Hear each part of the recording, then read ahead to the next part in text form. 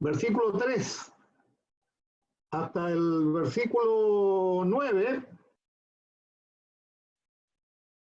hay una alabanza que está dirigida a Dios, una alabanza de adoración a Dios. Y esta alabanza de adoración a Dios encierra varias cosas importantes. Ya hemos estudiado algunas de ellas. Pero vamos una vez más a leer este texto, Primera de Pedro, capítulo 1, empezando en el versículo 3, siguiendo hasta el versículo 9, ¿ya? La palabra del Señor dice así: bendito el Dios y Padre de nuestro Señor Jesucristo, que según su grande misericordia nos hizo renacer para una esperanza viva por la resurrección de Jesucristo de los muertos, para una herencia incorruptible, incontaminada e inmarcesible, reservada en los cielos para vosotros, que sois guardados por el poder de Dios mediante la fe, para alcanzar la salvación que está preparada para ser manifestada en el tiempo postrero, en lo cual vosotros os alegráis, aunque ahora por un poco de tiempo, si es necesario, tengáis que ser afligidos en diversas pruebas, para que, sometida a prueba, vuestra fe, mucho más preciosa que el oro, el cual, aunque perecedero, se prueba con fuego, sea hallada en alabanza, gloria y honra cuando sea manifestado Jesucristo, a quien amáis sin haberle visto, en quien creyendo, aunque ahora no lo veáis, os alegráis con gozo inefable y glorioso, obteniendo el fin de vuestra fe, que es la salvación de vuestras almas. Vamos a leer hasta este versículo, ¿ya? Este pasaje, y que el Señor bendiga la lectura de su palabra.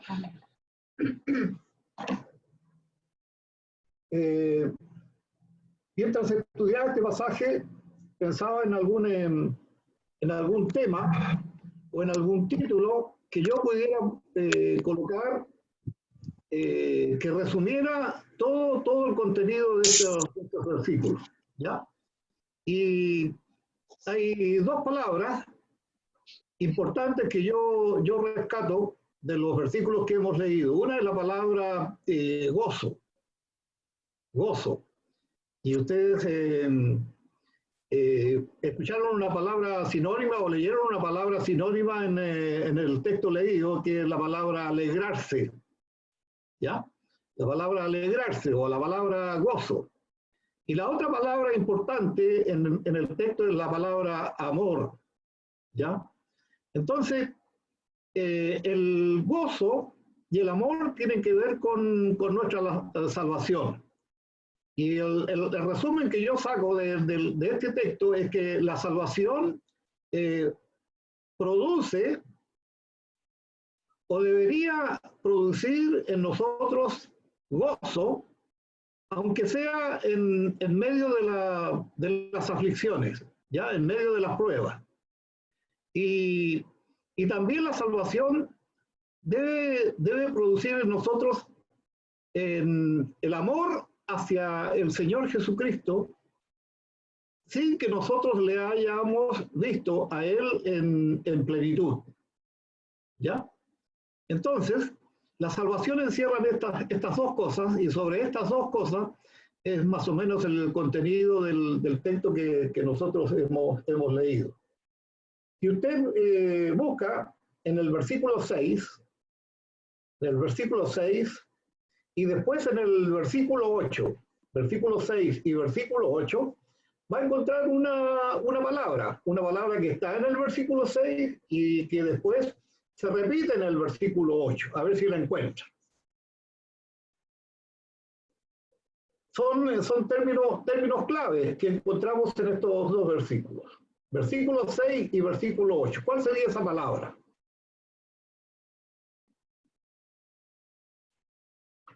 Aparece en el versículo 6 y se repite en el versículo 8. Alegrarse. Alegrarse.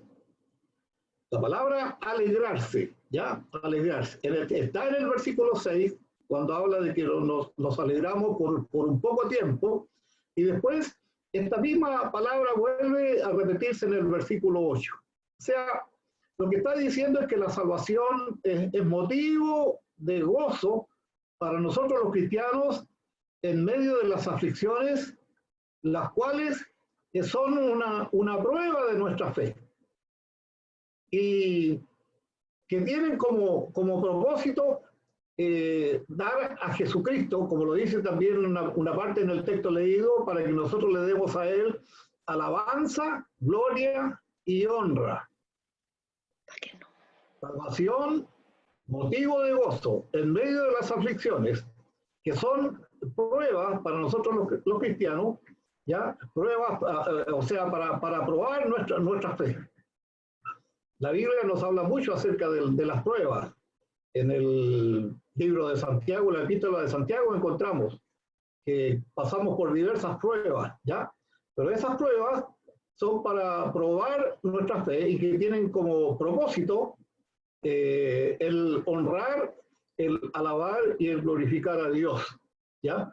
Y entonces notamos que junto con el gozo, los creyentes amamos al Señor Jesucristo, aunque nosotros no lo hemos visto o no lo vimos, como tuvieron la oportunidad de ver los cristianos en el tiempo de su primera venida y cuando Él estuvo aquí en la tierra.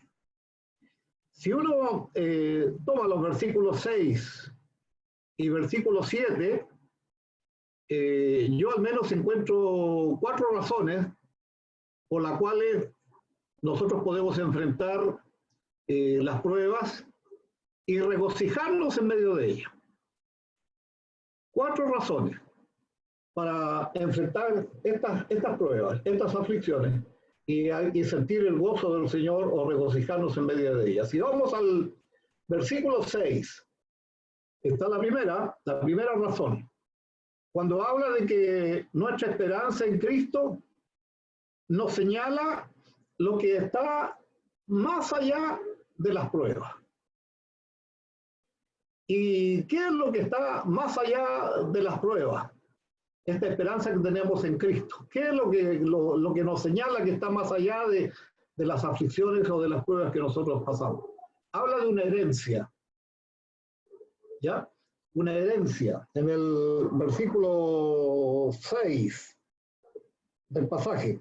En lo cual vosotros os alegráis, aunque ahora por un poco de tiempo, si es necesario, tengáis que ser afligidos en diversas pruebas, para que sometida a prueba nuestra fe, mucho más preciosa que el oro, el cual, aunque perecedero, se prueba con fuego, sea hallada en alabanza, o gloria y honra, ¿ya? Y entonces, amarra este versículo 6 con lo que venía diciendo el apóstol en los anteriores que ya estudiamos, acerca de una herencia incorruptible, inmarcesible, ya que está reservada y guardada para nosotros. Esa es la esperanza en Cristo, que está mucho más allá de las pruebas y de las aflicciones que tenemos. Después seguimos en el versículo 7, cuando habla del gozo y la fe. Nos dice que el gozo y la fe son fortalecidos por medio de los sufrimientos. Los hijos del Señor muchas veces hemos experimentado pruebas, aflicciones, pero cuando hemos clamado al Señor y el Señor nos ha librado y nos ha sacado de estas pruebas y de estas aflicciones, nosotros sentimos el gozo, el gozo. Y al sentir el gozo, en estas pruebas y aflicciones, nuestra fe se fortalece en el Señor. ¿Ya? Y de eso habla el texto este. En el versículo 7 también, cuando dice que cuando el Señor Jesucristo venga, Él va a traer consigo la recompensa del sufrimiento. Él viene por nosotros, Él viene por su iglesia, para llevar a su iglesia, para levantar o rescatar a su iglesia. Entonces, Él trae consigo la recompensa de gloria para los hijos del Señor y para todos los que han pasado por pruebas y por sufrimientos aquí en la tierra. Y la última cosa, en el número 4, en el versículo 7, dice que nosotros vamos a glorificar a Dios al persistir en medio de la prueba. O sea, los cristianos muchas veces somos tentados, somos, llevados a sentir que Dios no nos escucha, que Dios no atiende a nuestras aflicciones y a nuestras pruebas. Cuando nosotros realmente nos sobreponemos a eso, ¿ya? Lo que buscamos es glorificar a Dios en medio de las pruebas, porque, como lo dice el apóstol Pedro, una vez pasadas estas pruebas y estas aflicciones, nosotros vamos a tener del Señor lo que Él nos ha prometido, ¿ya? En su palabra. Así que empecemos por meditar o pensar un poco en el versículo 6, ¿ya? No sé hasta cuándo vamos a llegar, pero vamos a tratar de avanzar un poco en este texto. Si tomamos el versículo 6, recientemente lo leímos, en lo cual vosotros os alegráis, aunque ahora, por un poco de tiempo, si es necesario, tengáis que ser afligidos en diversas pruebas. Vosotros os alegráis. Esta palabra, os alegráis, como ustedes me respondieron, también se encuentra en el versículo 8. ¿Ya? También habla de alegrarse. Y está la fuerza de esta palabra, que podemos traducirla así. O sea, os alegráis mucho. Os alegráis sumamente. Sumamente mucho os alegráis. Y lo que nos quiere decir este texto es que Pedro, al repetir en el versículo 6, os alegráis mucho, sumamente, y después lo repite y lo resume en su enseñanza en el versículo 8, lo que encontramos entre el versículo 6 y el versículo 8 es como un paréntesis. Inicia en el versículo 6, termina en el versículo 8 con las mismas palabras, y entonces desarrolla en medio de estos versículos 6 y 8 un paréntesis. O sea, el hilo de pensamiento, entonces, tomando los versículos que hemos leído, es: os alegráis con gozo inefable y glorioso, mucho gozo, sumamente, cuando cada uno recibe el resultado de vuestra fe. Y según este texto, yo pregunto, ¿cuál es el resultado de la fe? Y el texto lo dice: la salvación final. La salvación final y completa. Y entonces, mirando a los versículos de este paréntesis entre versículos 6 y 8, podemos dividirlo en dos partes. En el versículo 6 y el versículo 7, podemos decir que la fe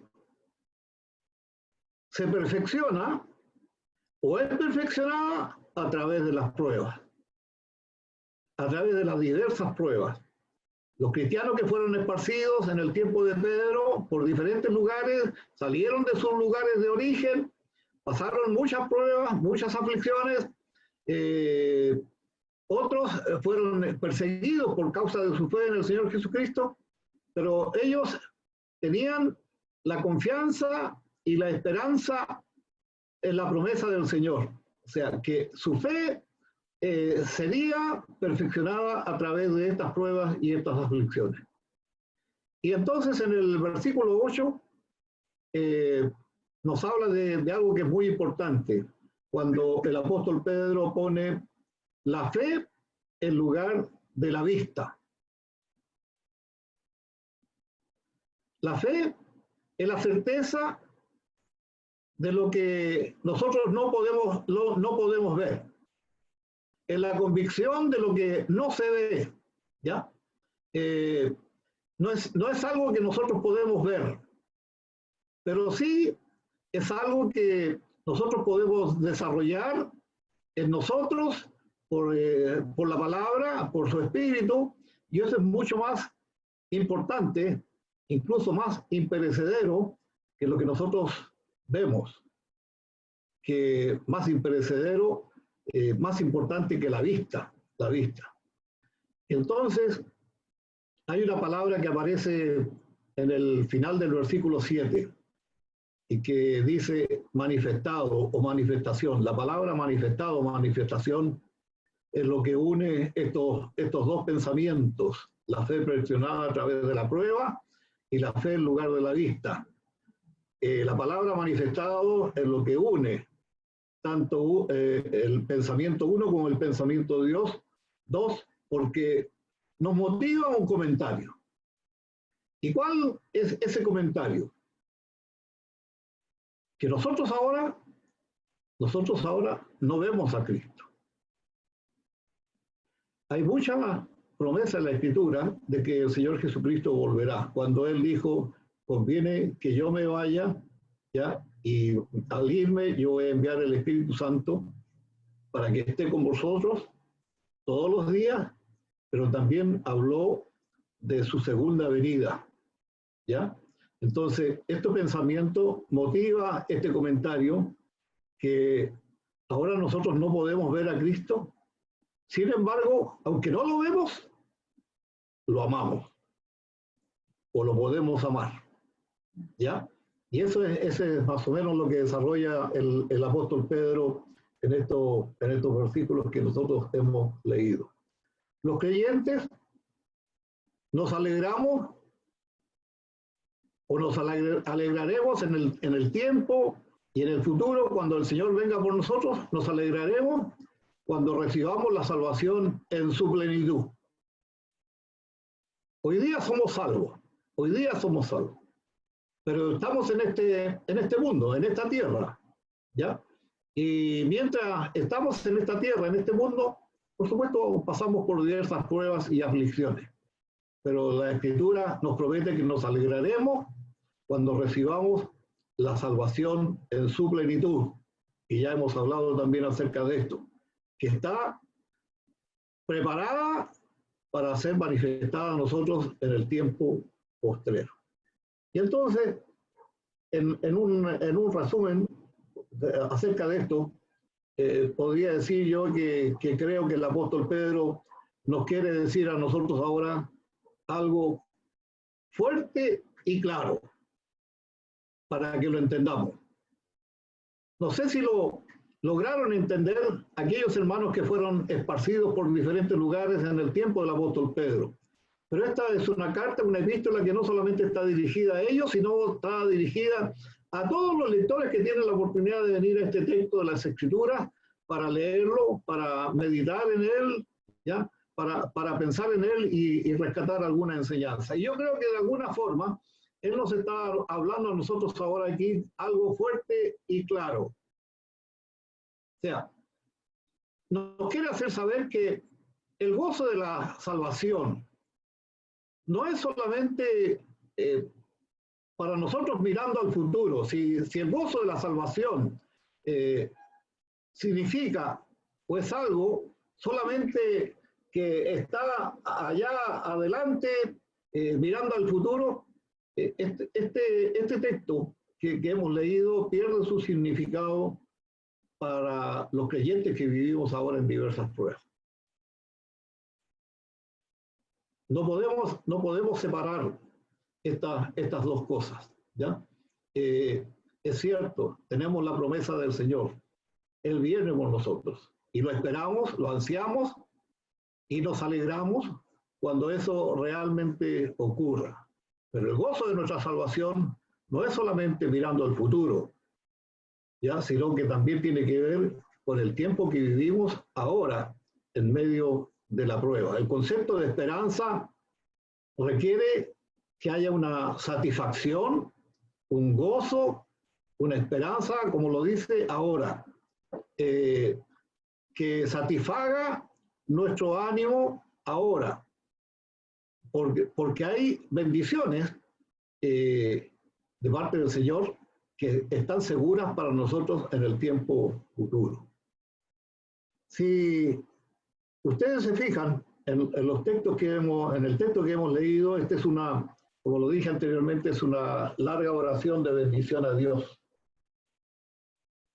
que no necesariamente refleja el sentimiento de cada uno de nosotros, pero sí representa el ideal de lo que el creyente debe saber, pensar y sentir.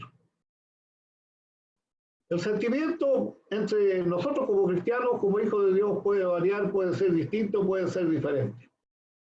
Pero el ideal está aquí, representa el ideal de lo que nosotros debemos saber, debemos pensar y debemos sentir, como lo expresa el apóstol Pedro en este texto.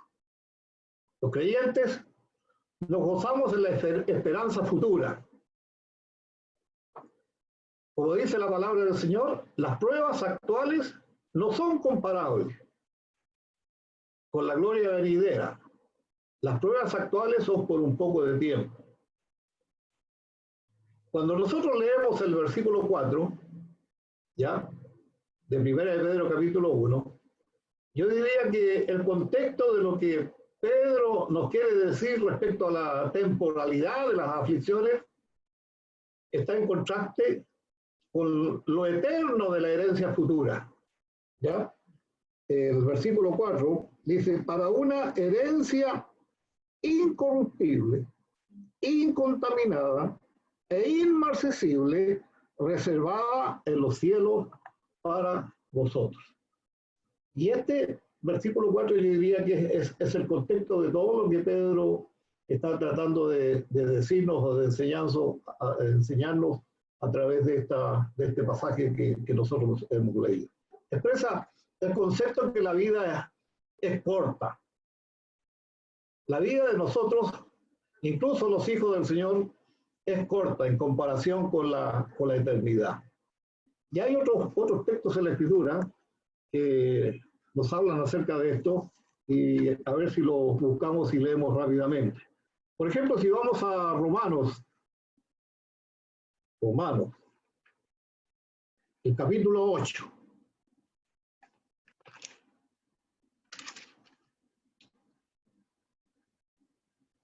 Romanos, en el capítulo 8.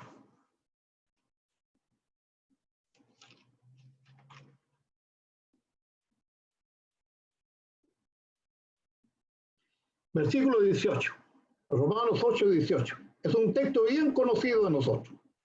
Pues tengo por cierto que las aflicciones del tiempo presente no son comparables con la gloria venidera que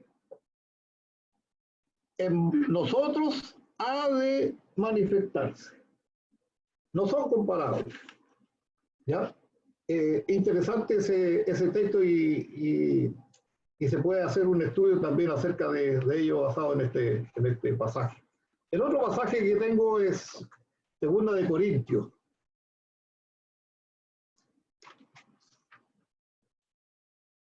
Segunda de Corintios, capítulo 4.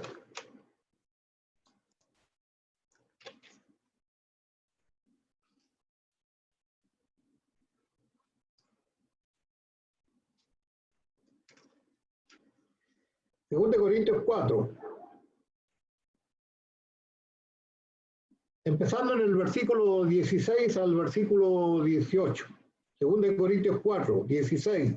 Por tanto, no desmayamos. Antes, aunque nuestro hombre exterior se va desgastando, el interior, no obstante, se renueva de día en día. porque esta leve tribulación momentánea produce en nosotros un cada vez más excelente y eterno peso de gloria, no mirando nosotros las cosas que se ven, sino las que no se ven, pues las cosas que se ven son temporales, pero las que no se ven son eternas. Resulta paradójico para nosotros los cristianos, pero lo hemos visto. Yo lo he visto, lo he palpado y tengo testimonios de ello. Resulta paradójico que los creyentes podamos sentir dolor, podamos sentir pena, podamos sentir tristeza cuando nos vemos enfrentados a sufrimientos, a enfermedades, a pruebas. Pero también nos gozamos a la vez. Es paradójico. El gozo, la tristeza, son como dos cosas que se contraponen. Pero en la vida de un hijo del Señor siempre están presentes. Cuando enfrentamos la prueba, clamamos al Señor. A veces no entendemos, no comprendemos. ¿Por qué la prueba? ¿Por qué el sufrimiento? Y muchas veces Dios en su misericordia nos responde, se apiada de nosotros, nos saca de la situación. Y cuando eso es así, los hijos del Señor no pensamos que uno por su inteligencia, su esfuerzo, su dinero, sale de la situación, sino porque el Señor ha respondido a nuestras oraciones. Y al responder a nuestras oraciones, nosotros sentimos el gozo del Señor, el gozo del Señor. Y entonces es la oportunidad para bendecir al Señor, para honrar al Señor, para glorificar al Señor. Porque, como tantas veces lo hemos dicho, ¿qué somos nosotros delante de Dios? No somos nada. Estamos de paso por este mundo. Nuestra vida es corta, pero esta vida no es todo para nosotros, para los hijos del Señor. Hay una promesa de una herencia que nos espera, una herencia en los cielos, que no tiene comparación con lo que nosotros vivimos y tenemos acá en la tierra. Y entonces nos aferramos a esa palabra y nos aferramos a esa promesa. Y entonces es que cada día y cada tiempo de comunión que nosotros tenemos con el Señor, muy importante para nuestra vida, en la relación que uno tiene con Él a través de la escritura, de la palabra, a través de la oración, a través de la comunión con los hermanos, el meditar y ver lo que el Señor tiene para nosotros conforme a nuestras necesidades.